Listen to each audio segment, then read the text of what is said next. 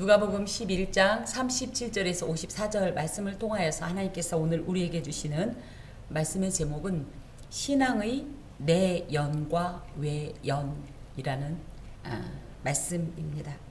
내연과 외연, 어려운 한자예요.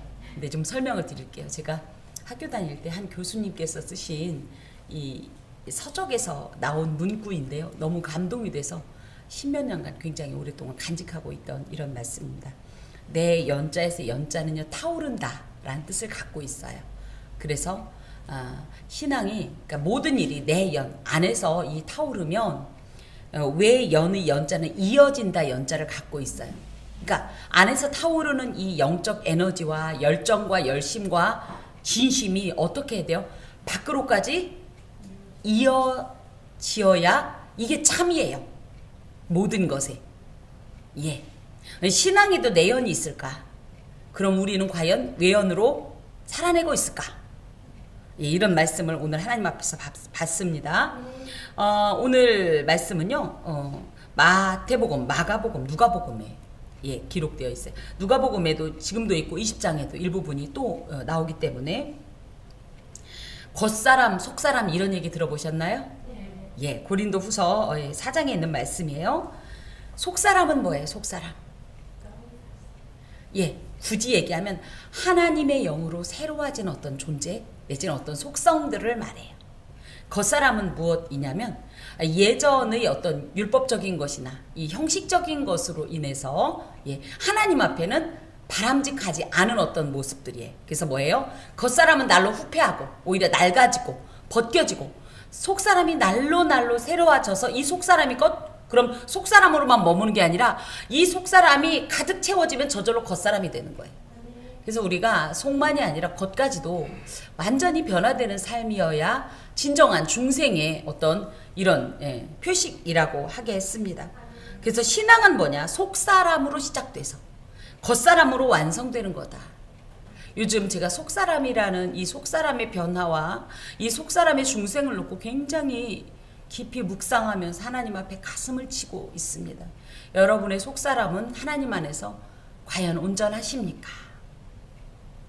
그래서 이 내연이라는 것을 이제 이렇게 성경으로 들어와 보면 이 속사람이 내연. 그래서 안에서 속사람이 하나님 앞에서 타오르고 진실하고 뜨거울 때 이것이 그래서 외연으로, 그래서 겉사람으로 이것이 온전히 완성이 되는 것이죠. 근데 오늘 그렇지 않은 자들을 책망하시는 주님의 음성을 함께 듣겠습니다. 예수께서 말씀하실 때 이 말씀이라고 할 것 같으면 지금 11장에 예수님께서 계속 이제 바알세불 논쟁이랄지 귀신 들려서 말 못하는 어떤 사람이 있을 때 그 귀신을 쫓아낸 일로 인해서 바알세불 논쟁이 일어나고 했을 때 그리고 표적을 구하는 이들에 대해서 예수님께서 계속 대답을 해주셨어요. 그럴 때에 한 바리새인은 누구냐면요. 굳이 얘기하면 요즘으로 표현한다면 정식 목회자 과정을 밟고 목회자가 된 사람이 아니라 평신도 중에서도 열심히 특심인 존재들 이렇게 이해하면 좋습니다. 그래서 조금 이렇게 계급적으로 얘기하면 사두개파들이 정치적이고 어떤 이런 기득권이고 귀족 세력이고요. 바리새파는 평민 세력입니다. 그런데 이 바리새파라는 이 바리새라는 말이 분리되다. 이게 무슨 얘기냐면 난 니들하고 달라 이런 마음이야. 난 죄 짓는 너희들, 율법을 모르는 너희들과는 달라. 난 죄도 안 짓고 율법도 확실히 알아. 그래서 믿음도 얼마나 좋은지 몰라. 이렇게 생각하는 마음이 바로 바리새라고 하는 이 말 속에 들어있어요. 그래서 이들을 평민 종교 지도자 그룹으로 이제 분리를 합니다. 사두개인이라고 하는 이 사두개라는 말은 그 다윗과 솔로몬 시대에 제사장으로 살았던 사독 제사장이 있죠. 이들에게서 그 어떤 이 명분을 이어왔다 해서 이들을 사두개라고 하고요. 바리새는 이런 자들입니다. 근데 이 바리새인은 예수님과 지속적으로 우리가 알 수 있지만 굉장히 조금 적대적인 어떤 관계에 있어요. 왜 그러냐면 예수님께서 오시기 전에는 자기들이 제일 잘났었어요. 믿음도 제일 좋았어. 사두개인들은 어떻게 보면 종교적 국가에, 종교적 사회에 정치적인 기득권자예요. 그래서 실제적으로 종교적 리더십은 바리새인들에게 있다라고 생각을 하면 됩니다. 그런데 이 바리새인들이 예수님이 나타나기 전에 자기들이 믿음이 제일 좋았어요. 자기들이 뭐 하나님 이름으로 빙자해서 얘기하면 다들 꼬박 못했어요. 그런데 세상에 이 어느 날부터 이 예수라는 사람이 나타나더니 자기들이 그동안 마치 그것이 진실인 것처럼 진리인 것처럼 가르쳤던 걸 하나하나 도장 깨기를 해버리네? 아니라는 거예요. 그러니까 굉장히 불편한 감정을 가지고 있고, 특히 이들이 그런 것들 때문에 이 종교사회에서 굉장히 우월감을 가지고 굉장히 누리면서 살았어요. 그야말로 선생님으로. 그랬는데 예수께서 나타나시니까 자기들의 체면이 안 서는 거예요. 그래서 자기들이 가지고 있는 이 기득권을 빼앗길까봐 굉장히 예수님에 대해서 적대적인 감정을 갖고 있었어요. 이것이 이어져서 후에 어떻게 되냐면, 이제 오늘 말씀에도 나오지만 이 대제사장 그룹 사두개파 이들과 다 합세해서 예수님이 십자가 못 박아 죽이는 이런 세력입니다. 그런데 이 사람 중에 한 사람이 뜻밖의 행동을 해요. 자기와 함께 점심 잡수시기를 청함으로 식사 한번 하자는 거예요. 여러분, 식사는 어떤 사람이랑 해요? 불편하고 막 얼굴 안 봤으면 좋겠는 사람하고 식사하자고 그래요? 그죠? 그래도 적어도 밥 한번 합시다. 이거는 굉장히 친밀감, 그죠? 우호적인 어떤 감정의 표현이에요. 특히 히브리인들도 이렇게 식사를 함께 한다라는 것은 하나의 굉장히 중요한 예의였기도 했고 친밀감을 표현한 어떤 관습적인 이런 태도였습니다.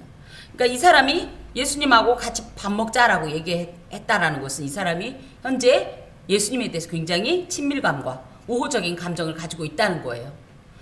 왜 그랬을까? 아마 자기 자신도 이제 소위 말하는 율법을 연구한다고 생각했고 가르친다라고 율법 선생이라고 생각을 했지만, 예수님께서 가르치는 이런 하나님의 말씀은 기존의 자기들과는 비교할 수 없는 탁월한 가르침인 거예요. 그러니까 일면 한편으로는 예수님에 대한 존경심이 있었어요. 그리고 나름대로는 한편으로는 조금 은혜를, 소위 말하는 우리 표현으로 은혜를 받았다고 할까? 좋게 생각이 된 거예요. 그래서 밥 먹자.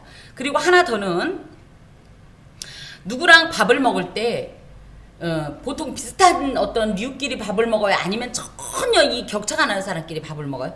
그렇죠. 그러면서 나 누구랑 밥 먹었어. 그럼 우리도 그렇죠. 나 예를 들어 나 장관님이랑 밥 먹었어. 그럼 사람들이 어떻게 생각하죠? 오, 장관님이랑 밥 먹을 정도로 저 사람이 그런 급이구나, 이렇게 생각하시죠. 이렇게 하는 것처럼 이 바리새인이 노린 것도 이 부분이 없지 않아 있습니다. 예수께서 하시는 이 말씀을 듣자 사람들이 뻥뻥 나가 떨어지고 막 눈이 동그래지고 인기가 막 높아지니까 어라, 나도 저분하고 친하게 지내면 또 내가 이렇게 밥을 먹으면 사람들이 나랑 예수님이 같은 급인 줄 알고 나를 더 존경해 주겠지? 이런 마음도 없지 않아 있었을 거라는 거예요. 여기에서 점심이라고 하는 것은 우리가 생각하는 것처럼 하루 중에 두 번째 끼니가 아니라 그 당시에 유대인들은요, 밥을 하루에 두 끼만 먹었어요. 우리말로 요즘 뭐라고 표현하냐면 아점, 점점 이렇게 먹었습니다. 그래서 이 점심이 뭐예요? 아점이에요. 아침 겸 점심으로 첫 끼에 해당이 됩니다. 그런데 그랬더니 예수님께서 어떻게 하셨어요? 놓아라, 이 더러운 내가 너와 밥을 먹을 줄 아느냐? 이게 아니라 어떻게 그럽시다 하고 들어가 앉으셨던, 여기서는 앉았다고 돼 있지만 원래 히브리인들이 밥을 먹을 때 어떻게 먹었다? 우리나라 사람은 누워서 밥 먹으면 뭐 된다고 그랬어요? 소된다고 그래. 우리나라 표현으로 따지면 유대인은 다 소됐어. 이 사람들은 비스듬히 이렇게 누워서, 예를 들어 저희가 이렇게 같이 점심을 같이 먹는다 그러면 친한 사람들, 그러니까 친한 사람의 이 가슴에다가 자기의 머리를 기대고 이렇게 서로가 서로를 의지하면서 빙 둘러 앉아서 가운데에 놓은 음식을 손으로 먹었어요. 예수님께서 지금 그렇게 앉으셨다는 거예요. 예. 예수님은요, 분명히 거부할 만도 한데 전혀 그 당신을 청하는 이들을 거부하지 않습니다. 전혀 편견 없는 태도를 가지고 있는데, 이것은 복음을 위해서라면 누구라도 품을 수 있는 어떤 포용력을 의미해요.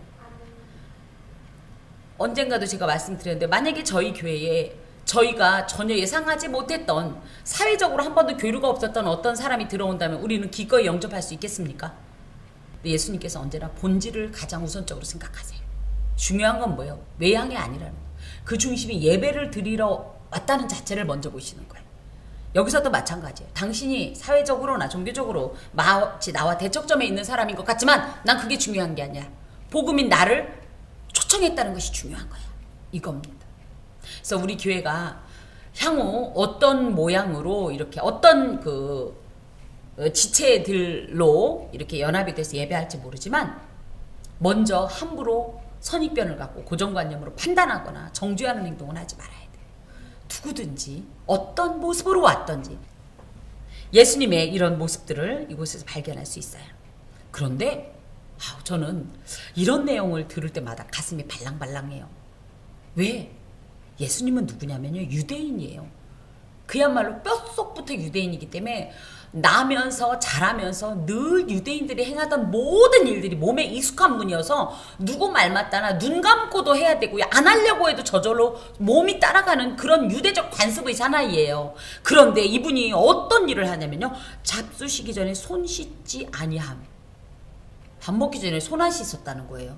이게 뭐가 그렇게 중요하냐고요? 유대인들은 일단 거기가 사막지대이기 때문에 먼지가 많아서도 늘 위생상의 문제로도 손을 씻었지만 그것보다도 더 중요한 건 종교적인 문제 때문에 손을 씻었어요. 우리 하도 손 씻기 이 코비드19 시대에 그죠? 하니까 이 손 씻기가 우리도 일상화가 되어 있긴 했지만 이들은 어떤 의미를 갖고 있냐면 죄 많은 세상과 이 손으로 접촉해서 내게 어떤 일이 있어요. 세속적인 불결함이 죄의 악들이 나한테 지금 묻어 있어요.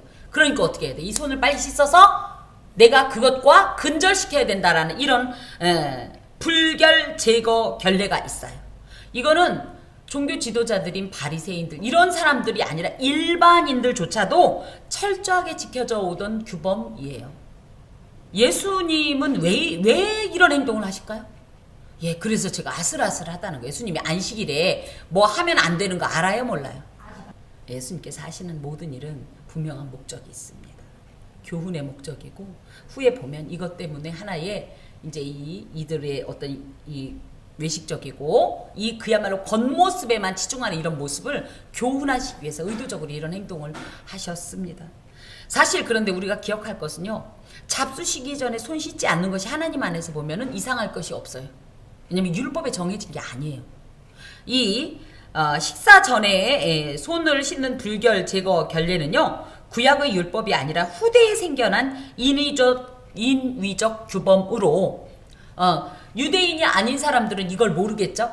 그래서 함께 모였던 설령 만약에 함께 모인 자리에 식사를 하게 돼도 자기들이 손을 씻으면서 우리가 얼마나 종교적으로 우월하고 대단한 존재를 어필하려고 이런 것들을 만들어 놓은 거예요. 그러니까 예수님이 보실 때는 이것이 하나님 나라에 합당하지 않으니까 오히려 무언 중에 반기를 드시는 이런 모습입니다. 방금도 제가 말씀드렸던 것처럼 굳이 이 방법이었어야 했을까? 그렇지만 온전한 복음의 수호와 증거를 위해서는 우리도 때로는 세상과 타협하지 않는 용기를 내야 해요. 어떤 목사님께서 대학 동기 모임을 가셨다는 거예요. 갔더니 동기들이 다 잔을 따라놓고 기다리고 있더래요. 목사님은. 왜요? 왜 이제 왔냐고. 목사님이 이렇게 이제 오면 어떡하냐고. 목사님 때문에 시작을 못했다고. 이제 대학 동기들이. 근데 이제 그 대학 동기들은 일반 대학 출신이니까. 그래서 왜 그러냐고 했더니 기도 받고 먹어야지. 그랬다고. 저 같아도 참 이게 쉽지 않았을 텐데 그 목사님은 그랬대요. 그럽시다. 기도합시다. 그런 다음에 술을 딱 한 잔씩만 인사치레로 먹게 하시고 술맛도 딱 떨어지게 해주시고 막 이렇게 기도했더니 그 기도 끝나자마자 야 가 술맛 다 떨어졌다 야 막 이랬다고는 하는데 참 그쵸.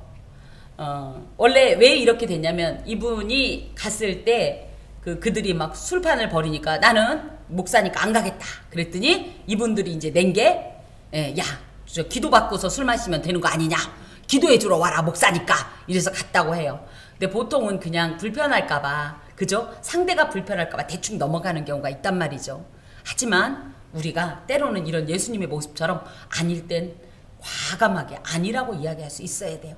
뭐든지 가능하지만 모든 것이 가지 않은 것이 바로 이런 것입니다. 그러자 예수님께서 이제 말씀을 시작하는 거예요. 그래서 39절에서 41절까지는 바리새인들의 외식, 그야말로 이 겉모습에 치중된 이런 겉사람에 치중된 이런 모습을 책망하십니다. 그 내용이 세 가지인데요. 자, 너희 바리새인은 지금 잔과 대접의 것은 깨끗이 하나 너희 속에는 탐욕과 악독이 가득하도다.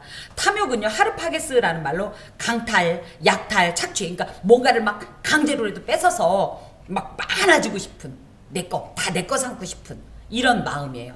또 악독은요, 포네리아스라는 말로 시기심, 욕심, 그래서 도덕적 측면으로, 그러니까 이 악독, 탐욕은 물질적으로 많이 갖고 싶어 하고, 이 악독은요, 도덕적 측면으로 내가 너보다 잘났어. 내가 너보다 훨씬 더 믿음 좋아. 내가 너보다 더 훌륭해. 이런 악한 어떤 이런 우월감, 교만감을 갖고 싶은 이런 마음이에요. 실제로 이 내용이 예수님께서 괜히 하시는 말씀이 아니라 마가복음 12장에 보면 이 바리새인들은요, 돈을 사랑하는 존재라는 표현이 되어 있고요. 그래서 돈에 대한 탐욕으로 가난한 과부의 이 가산을, 왜냐면 과부가 힘이 없죠. 법적인 어떤 능력도 없고, 그러니까 은근슬쩍 이렇게 돈을 다 이렇게 갈취하는 이런 행동을 했다라고 예수님께서 책망하십니다.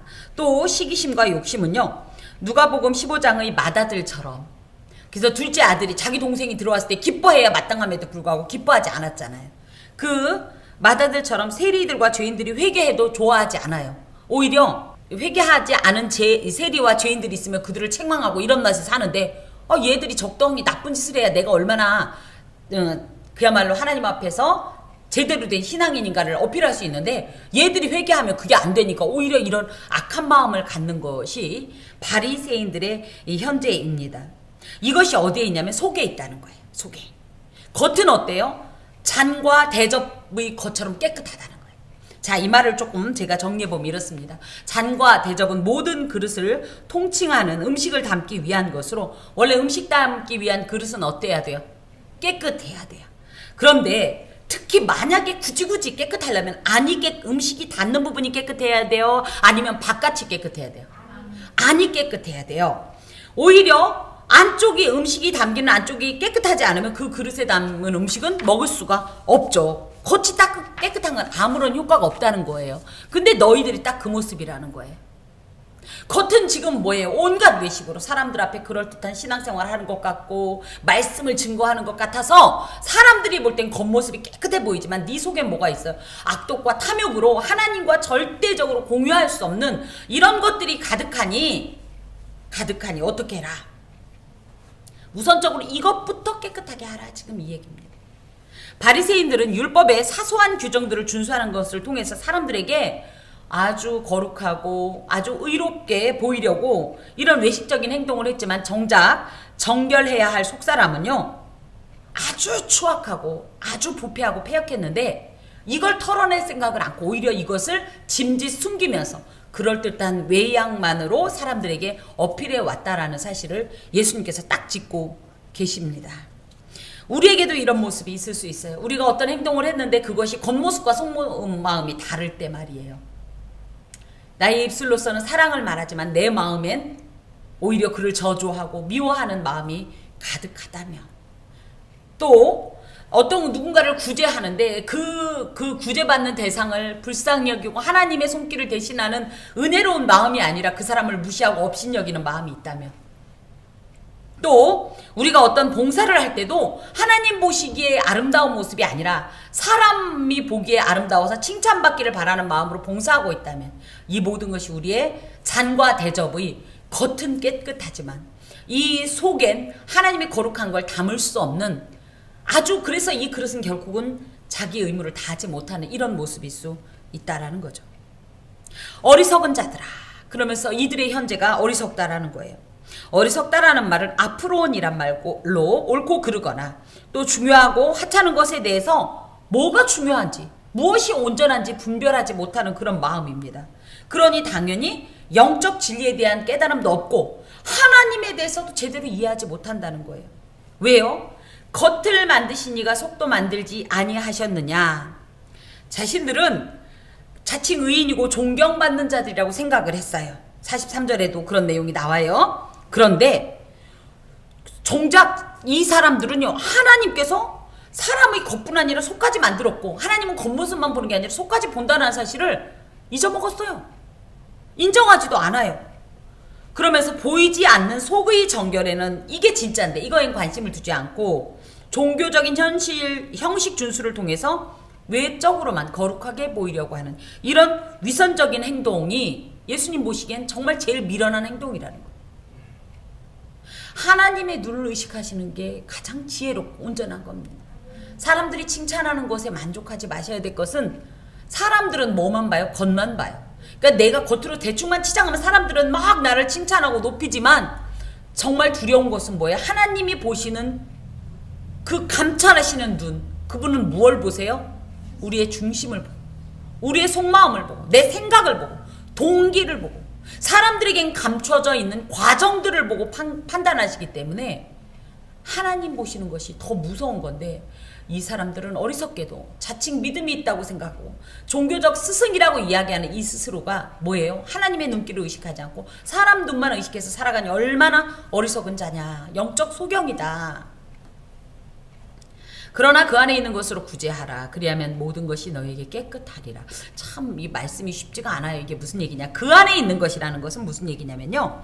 탐욕과 악독으로 뭐 한다고 그랬어요. 다 막 남의 것을 빼앗고 그죠? 시기심 부리고 잘난 척했던 이런 모든 마음들이 내 안에 있지만 이런 그걸로 인해서 채워진 어떤 축적된 물질이나 어떤 것들을 이 자체가 악하니 다 버릴 수도 있지만 특히 재물 같은 경우는 어떻게 쓰면 좋겠어요?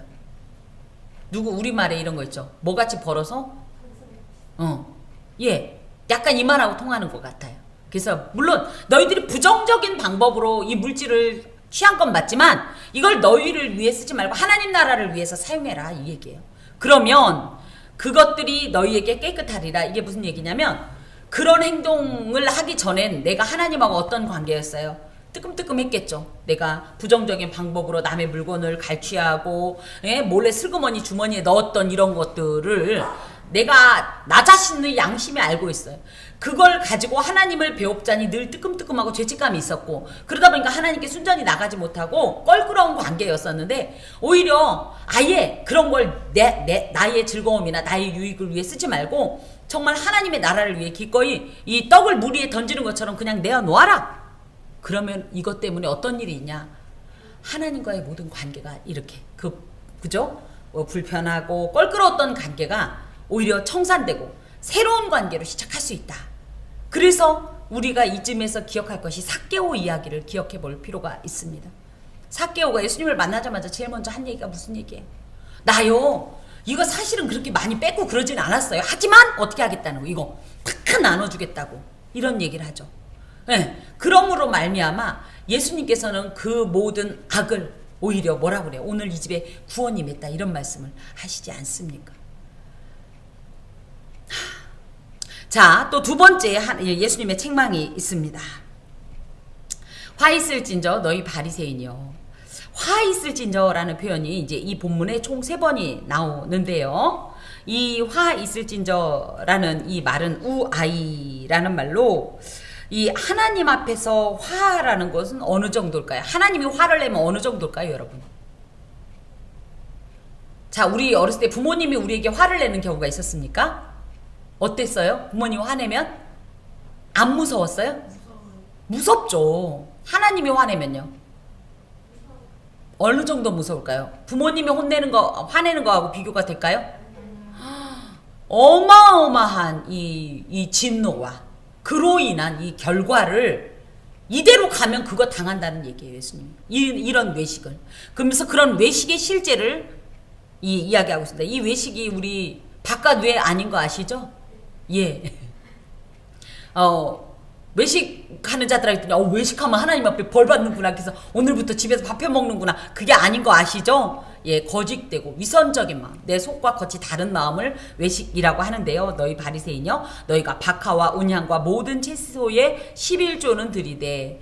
이게 박하는 우리가 뭔지 알죠? 이 향내나는 약간 허브과고요. 운향도 약간 그런 거고, 채소 이런 거는요 무슨 얘기냐면 아주 하찮은 것들을 의미해요. 이것의 11조라고 하면 우리가 예를 들어 지금 가다가 1,000원짜리 1,000원어치 냉이를 샀다 칩시다. 그럼 1,000원어치의 냉이 중에 11조를 어떻게 해야 돼요? 드려야 돼요.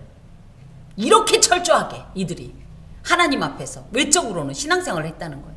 그런데 중요한 건 뭐예요? 외향적으로는 마치 11조의 대상에 속하지 않는 것들이 11조까지 드리면서 철저히 이렇게 형식적으로 했지만 이게 형식인 것은 율법의 정신인 공의와 하나님께 대한 사랑이 없다라는 얘기예요.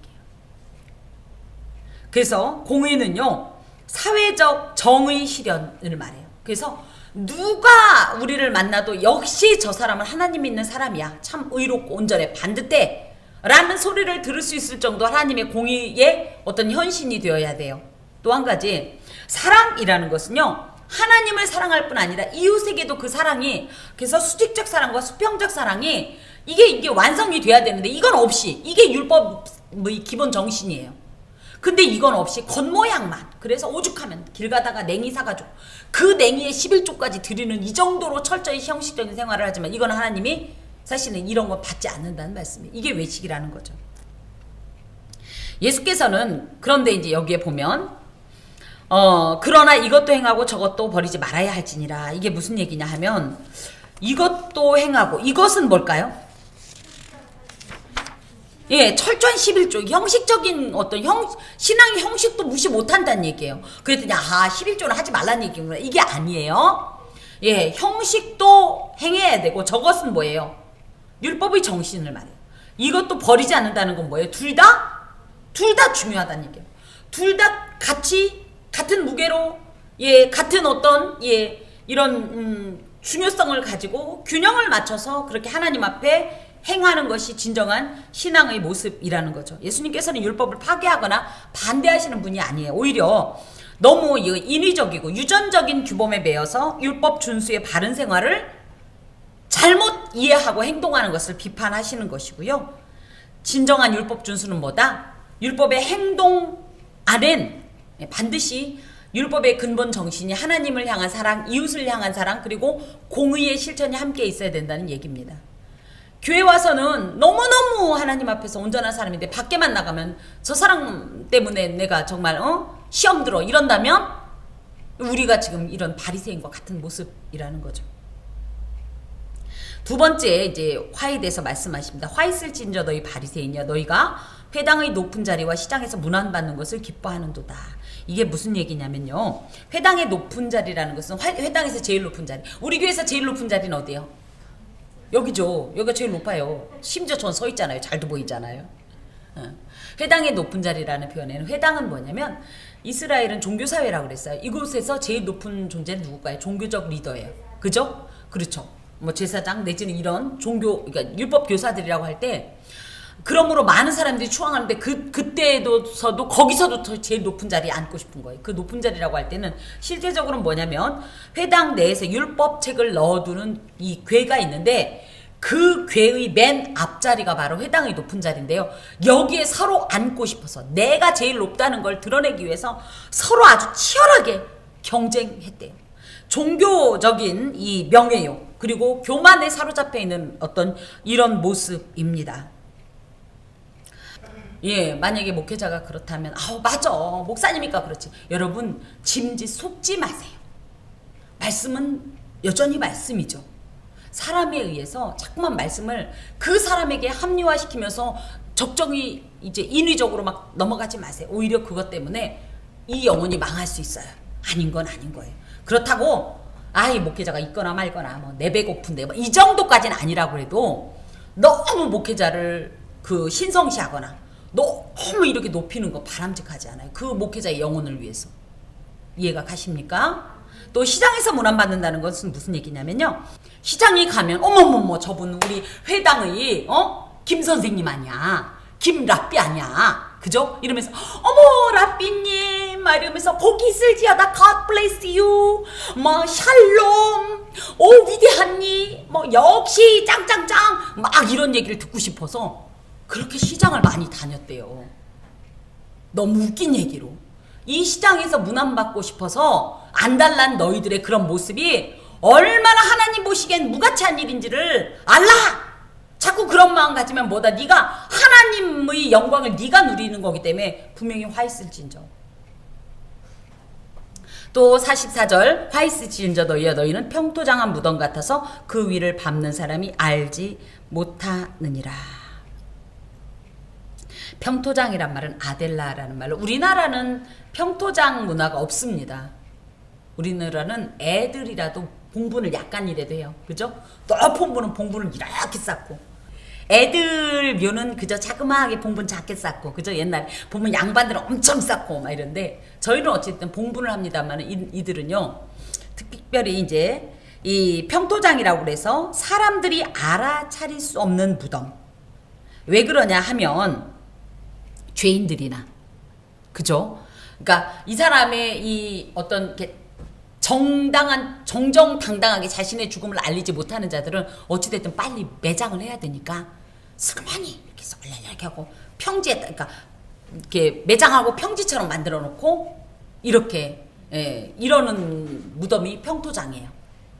근데 이 평토장을 그래서 어떻게 하냐면 율법에 의하면 시신에게 닿으면 어떻게 돼? 부정해지죠. 근데 예루살렘에 올라가는 순례자들이 밤에, 낮에는 그나마 보이는데 밤에는 길 가다가 어떻게 이렇게 했더니 하필이면 평토장한 그 막 비나 이런 거 바람에 의해서 씻겨져 나가면 사람들의 이 유골이 툭툭툭 나온단 말이에요. 손가락뼈에 내 발이 닿았어요. 그럼 어떻게 돼요? 나 예루살렘에 와서 거룩하게 예배 드리고 제사 드리고 가려고 그랬는데 뼈 닿았네. 그래서 일주일에 체류비, 이게 골치 아파지니까 어떻게 하냐면 실제적으로 그 당시에 이 제사장들은요, 예루살렘 성전에 있던 제사장들은 가가지고 여기가 무덤이야. 그럼 평토장 위에다가 하얀색, 그건 밤에도 보이잖아요. 그래서 횟가루를 막 뿌려놔요. 여기 닿으면 부정해서 제사 못 드리니까 여기 닿지 마, 막 이런 걸 해놨어요. 그런데 이것도 또 시간이 지나면 또 흐지부지해지죠. 예. 이런 것이 이제 평토장인데, 이게 민수기 19장 16절에 보면 무덤과 접촉한 자는 의식적으로 일주일간 부정합니다.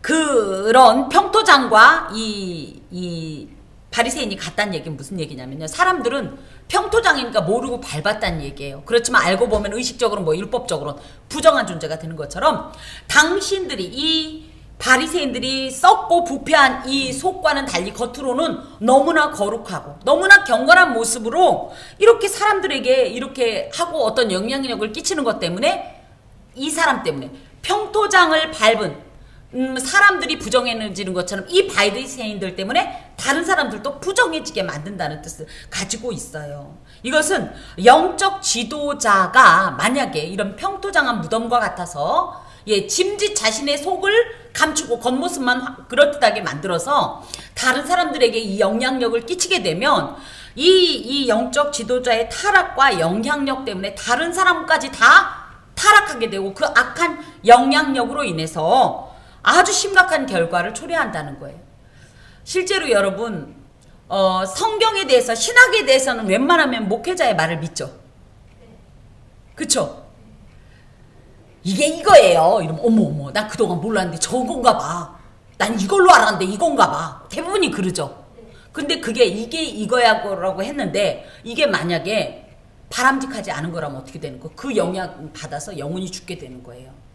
굉장히 심각한데 왜 이 말씀을 주시냐면, 바리새인들이 지금 그런 존재라는 거예요. 그런 위치에 있고, 그래서 당신들이 이런 행동을 함으로 말미암아 이런 하나님을 믿는 백성 공동체가 함께 부패하고, 당신들 흉내내서 속은 어떻거나 말거나 겉으로만 그럴듯한 모습, 이런 외식을 흉내내게 되니 그것 때문에 하나님께서 큰 어떤 화를 내신다는 이런 표현입니다. 그 말을 들었을 때 한 율법 교사가 예수께 대답하여 이르되, 선생님 이렇게 말씀하시니 우리까지 모욕하심이니이다. 한 율법 교사가 예수님께 막 반기를 들었어요. 왜 다른 사람까지 싸잡고 그러세요? 이러면서 왜 발끈? 사실은 그 당시에 이 율법 교사들의 대부분이 출신이 바리새인들이었어요. 그러니까 자기도 바리새인일 가능성이 높아요. 그러니까 우리는 안 그렇다라는 얘기를 하면서 또 그 사람들이 얘기하는 것이 자기가 속하지 않았으면 상관이 없는데 뜨끔뜨끔하니까 이런 반응을 보이는 거예요. 마찬가지입니다. 하나님의 말씀을 똑같이 전해요. 근데 어떤 이는 이걸 은혜로 받아요. 근데 어떤 이는 어떻게 해요? 기분 나빠. 왜 나를 찌르는 거야? 하나님의 말씀이요. 그래서 O와 X를 판가름합니다. 딱 그런 모습이 보여지는 거예요.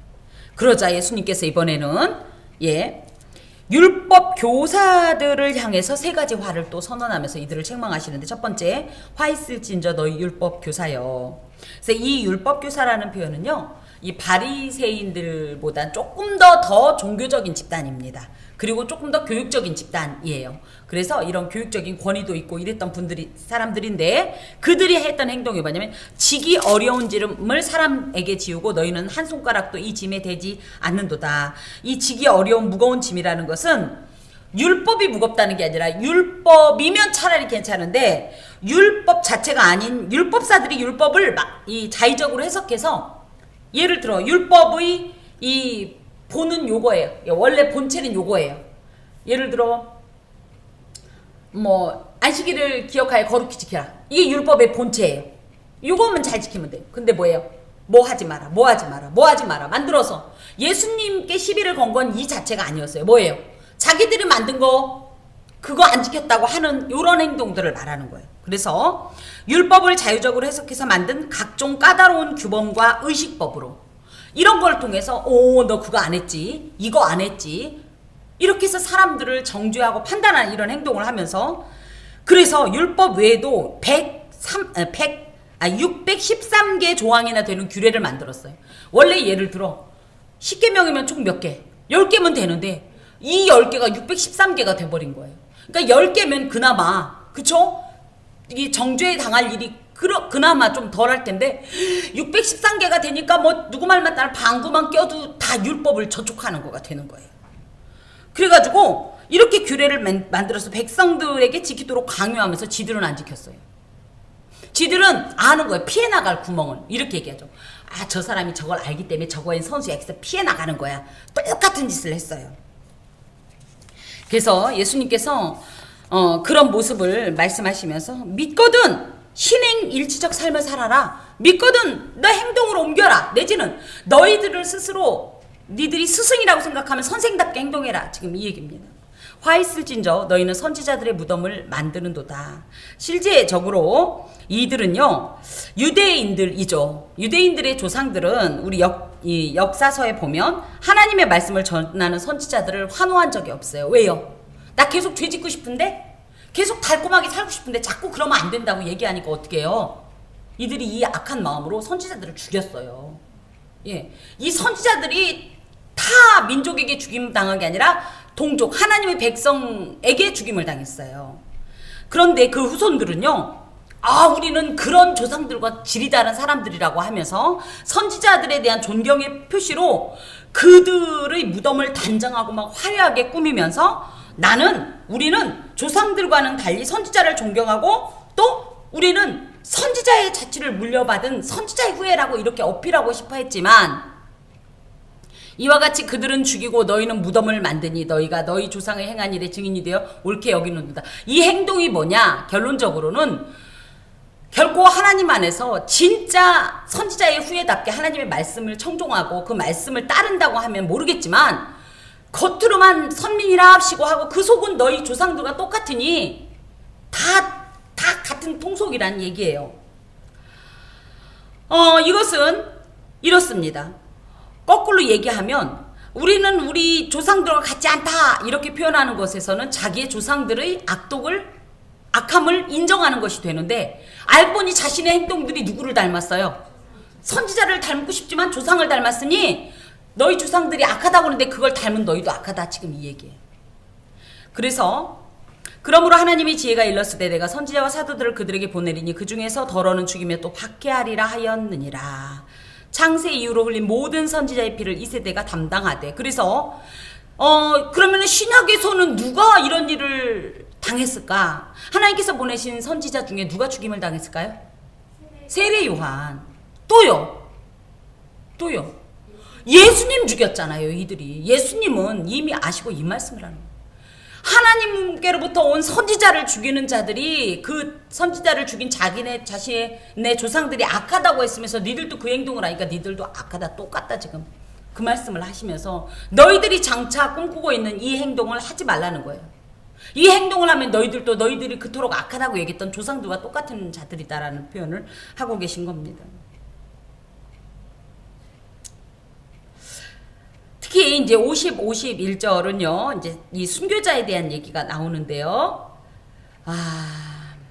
창세 이후로 흘린 모든 선지자의 피를 2세대가 담당하되 곧 아벨의 피로부터 제단과 성전 사이에서 죽임을 당한 사가랴의 피까지 하리라. 아벨은 그저 가인에게, 왜요? 예배의 문제 때문에. 그러니까 가인이 아벨을 죽인 이유가 뭐예요? 결국은 하나님과의 관계를 시기한 거예요. 그죠? 하나님 안에서 온전한 아벨이 싫었던 거예요. 똑같은 거 아니에요? 이스라엘 백성들도 선지자를 왜 싫어했어요? 하나님의 온전한 말씀을 증거하는 게 싫었던 거 아니에요? 그쵸? 그래서 아벨을 이 최초의 순교자로 봅니다. 또 여기 제단과 성전 사이에서 죽임을 당한 사가랴라는 사람은요, 누구냐면요, 여러 사가랴가 있다고 하지만 역대하 24장 20에서 21절에 보면 이스라엘 백성들의 우상 숭배를 규탄하고 그들이 우상 숭배를 하지 않도록 이렇게 힘쓰고 애쓰다가 성전들에서 군중에게 맞아 죽은 제사장 여호야다의 아들 스가랴가 있어요. 아마 이 사람을 사가랴라고 표현한 것 같다 이렇게 얘기해요. 그래서 이런 순교자들을, 그러니까 이런 선지자들을 죽인 너희의 이런 악행에 대한 그 결과가 반드시 이 세대에 임하리라. 얼마나 무서운 말씀인지 모르는데 이게 임했을까요? 임했어요. 대표적으로 AD 70년, 그러니까 예수님이 돌아가시고 나서 약 한 40년 정도 있다가 예루살렘이요, 로마에 의해서요, 로마의 티투스 장군에 의해서 완전히 박살이 나버립니다. 그래서 돌 위에 돌 하나도 남지 않는다라는 그 표현이 있듯이 완전히 무너져 버려요. 오죽하면 그 무너졌다는 것이 그냥 건물이 무너진 정도가 아니라 그곳 사람들에게요, 그 당시에 하나님의 심판의 전형으로 알려져 있는 전염병, 기근까지 함께 있어서요, 정말 이렇게까지 처절하게 파멸된 나라가 일찍이 없을 정도로. 그리고 심지어 그때 어떤 일이 있었어요? 온 세계로 뿔뿔이 흩어져요, 유대인들이. 예, 이게 뭐다 결론적으로? 선지자를 죽인 죄고. 선지자를 왜 죽였다? 하나님의 말씀이 싫어서, 온전한 신앙생활 하라고 하는 얘기가 싫어서. 하나님의 말씀을 거부하면 어떤 결과가 나온다? 이런 무서운 결과가 나온다는 얘기가 함께 포함되어 있습니다. 세 번째, 화 있을진저 너희 율법 교사여, 너희가 지식의 열쇠를 가져가서 너희도 들어가지 않고 또 들어가고자 하는 자도 막았느니라. 이게 무슨 얘기냐면요, 이제 오전의 말씀과 좀 통하긴 하는데요, 지식의 열쇠를 가져갔다는 건 어찌됐든 하나님의 율법의 열쇠를 너희가 갖고 있다는 거예요. 여러 사람들에게 보여줄 수 있고 가르쳐줄 수 있는 건데요, 제대로 가르쳐야지. 신의 편한 대로, 인본주의고 인위적으로 자의적으로 율법의 해석권을 남용해서 뭐예요? 내가 유리할 때는 그거 안 해도 돼, 그죠? 내가 불리할 때는 또 그거 해야 돼, 마음대로 이런 행동을 해서, 사실은 이들에게 부여된 것이 만약에 천국 열쇠라고 한다면 이것을 잘못 사용함으로 인해서 자기도 못 들어가고 다른 사람들 못 들어가게 만들었다는 거예요. 저는 이 말씀을 굉장히 무겁게 봤습니다. 이 시대가 그렇지 않는가? 이 시대가 말이에요, 목회자들이요, 하나님의 말씀을 제대로 증거하지 않으면 어떻게 돼요? 나도 못 간다 치면요, 이 입술을 통해서 전해진 이 말씀을 붙는 자들도요, 바른 신앙에 거할 수가 없어요. 이게 얼마나 무섭고요, 어마어마한 결과인지 몰라요. 여러분, 하나님 앞에 간절히 원하오노니 저희 교회가 정말 온전한 하나님의 말씀을 증거하는 교회가 되기를 간절히 소망합니다. 그리고 여러분께서도요, 제가 성경을 왜 읽으라고 하냐, 이 시대가 얼마나 혼미한 시대인지 몰라요. 여러분, 그럴듯하게 하나님 말씀, 하나님 이름만 갖다 댄다고 해서 다 하나님 말씀이 아니에요. 성경을 들이댔다고 해서 다 하나님의 말씀이 아니라 바르게 해석하고요, 바르게 선포해야 이게 하나님의 말씀이고요. 이걸 통해서 어떤 일이 있어야 되냐면 내 영이 거듭나야 돼요. 근데 우리는요, 지금 영적인 일에 너무 관심이 없어. 맨날 무엇을 먹고 살까, 무엇을 마시고 살까, 어떻게 하면 좀 이것 때문에 관심이 있다 보니까 영성은 저리 비키고, 그러니까 육신적으로 어떻게 하면 기분 좋게 살까, 어떻게 하면 누리면서 살까, 어떻게 하면 하나님 주신 이 세계 속에서 행복하게 살까, 너무 그럴듯하고 은혜스럽죠. 중요한 건 우리의 영적인 이런 어떤 간절한 열망을 채워주지 못한다면 그 말에 무조건 덮어놓고 아멘하면 안 됩니다. 설령 책망하는 것 같고 비판하는 것 같고 혼나는 것 같아도 이 말씀을 통해서 내가 영적으로 각성이 되고 새로워지고 하나님, 내가 하나님만 붙잡고 살렵니다. 하나님만이 나의 하나님이심을 믿습니다. 이런 마음을 주는 말씀이어야 되는데 하나님도 봐주신대잖아.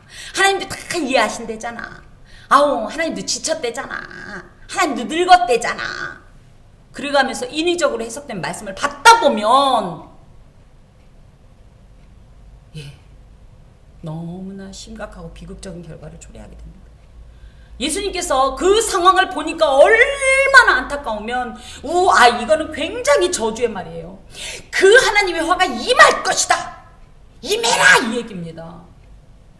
얼마나 가슴이 답답하면 이게 결국은 이들을 저주하는 게 목적이 아니라 그러니 어떻게 해라. 이렇게 무서운 저주를 피하기 위해서 빨리 너의 길을 돌이키라 지금 이 말씀이에요.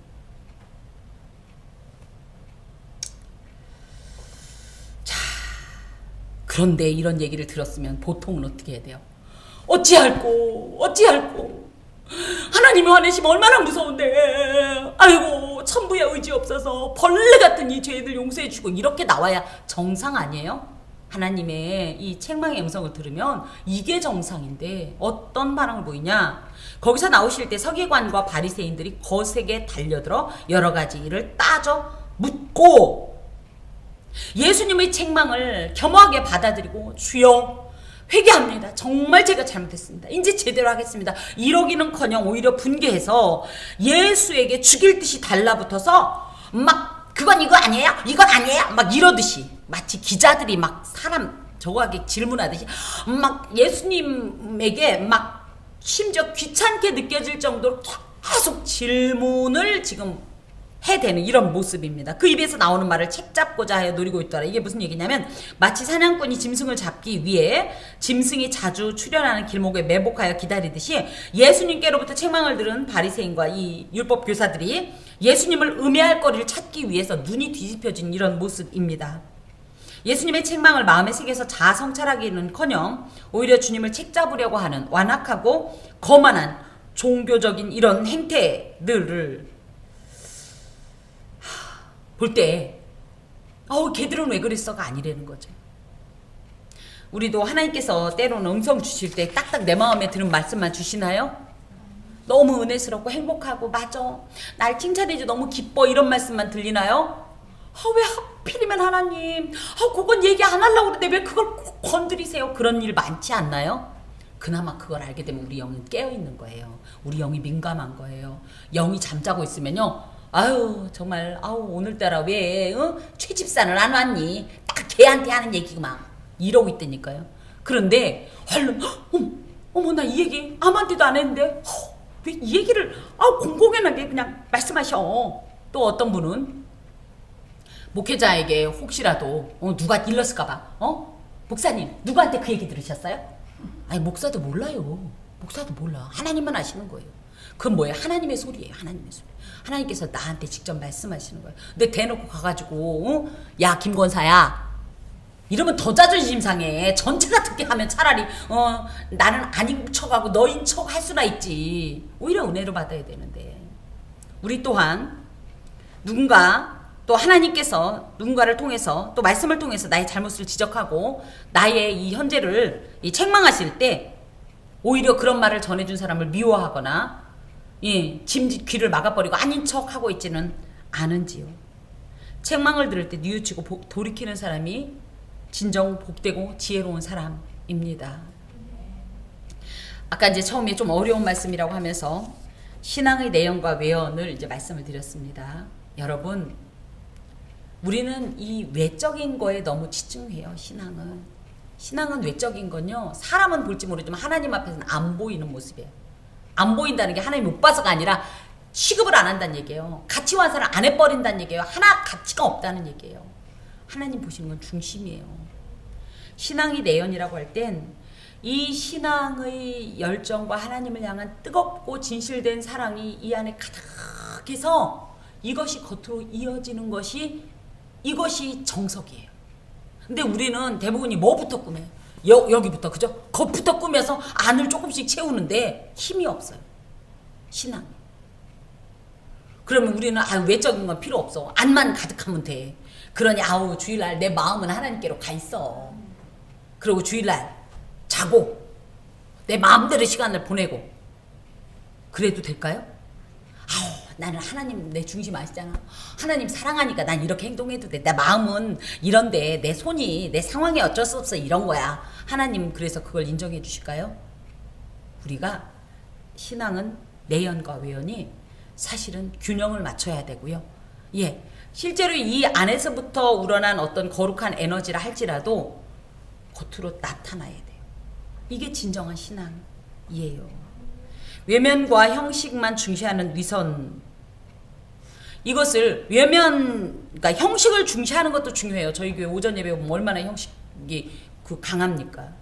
하지만 이 안을 어떻게 되냐, 말씀과 기도를 통해서 중심을 정결하게 하고 성령의 거룩하심을 따라서 진리에 합한 삶과 말씀에 대한 어떤 굳은 어떤 결단, 그죠? 신념, 그 다음에 이 확신, 이런 마음이 가득하다면 이 형식과 맞물려서 더 아름답고 온전하게 하나님께 올려드릴 수 있다라는 사실이죠.